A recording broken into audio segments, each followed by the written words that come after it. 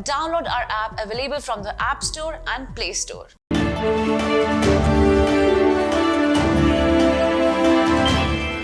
Hello and welcome to Medical Dialogues. I'm Roshni. Let's look at today's daily bulletin. Kerala High Court on Thursday ordered the police to register an FIR within an hour of receiving a complaint or information of an attack on a healthcare professional or a hospital and to swiftly arrest the offenders.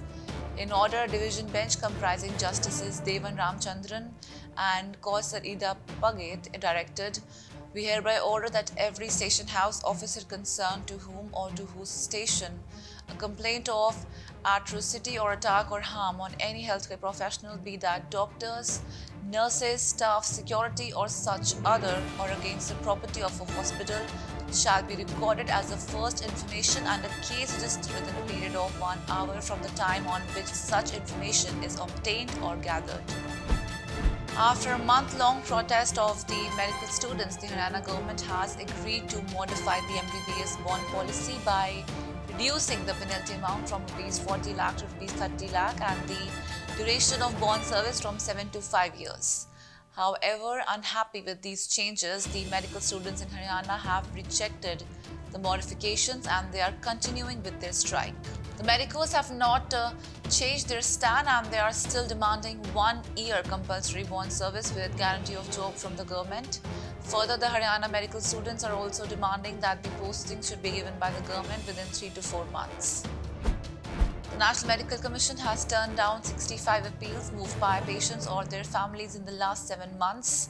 While responding to RTI applications filed by Kannur-based ophthalmologist and activist Dr. K.V. Babu, the NMC has informed that 65 appeals were rejected between March to September this year on the ground of non-maintainability.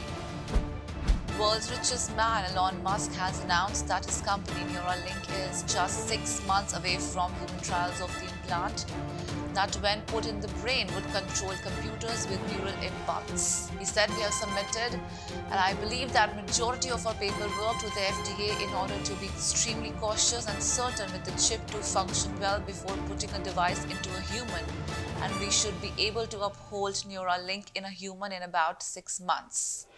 So what is this Neuralink? Neuralink is Musk's brainchild, which would insert coin-sized chips inside the brains of humans so they could interact with computers, access the internet, and, as the company claims, could help people with paralysis and invent new technologies. Musk also claimed that he will wear Neuralink implant in next demo of human trials in 6 months. Alzheimer's disease can remain undetected until it is too late to treat. Now, large-scale screening programs could actually help to detect the early stage, but current diagnostic methods are too cumbersome and are expensive. So, could a simple urine test reveal if someone has an early-stage Alzheimer's disease, or could this pave the way for large-scale screening programs? A new study published in the Frontiers is the first to identify formic acid as a sensitive urinary biomarker that can actually reveal early-stage Alzheimer's disease, potentially paving the way for inexpensive and convenient disease screening.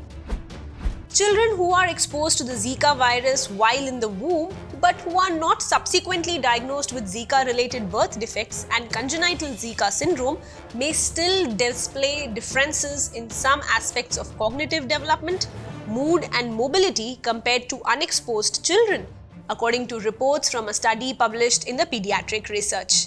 These findings suggest that Zika-exposed children may need some additional support and monitoring as they get older. There are still many unanswered questions about the long-term impacts of Zika on children exposed in utero. These findings are yet another piece of the puzzle that provides insight into the long-term neurodevelopmental aspect of children with prenatal Zika virus exposure. Sleeping sickness, or the human African trypanosomiasis, is a neglected tropical disease which can be fatal if left untreated.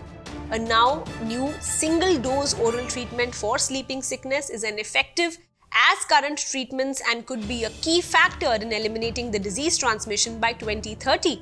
suggests a new study published in the Lancet Infectious Diseases journal. The study finds that a single oral dose of the drug acoziborole is 95% effective 18 months after treatment in treating sleeping sickness in adults and adolescents, regardless of the disease stage.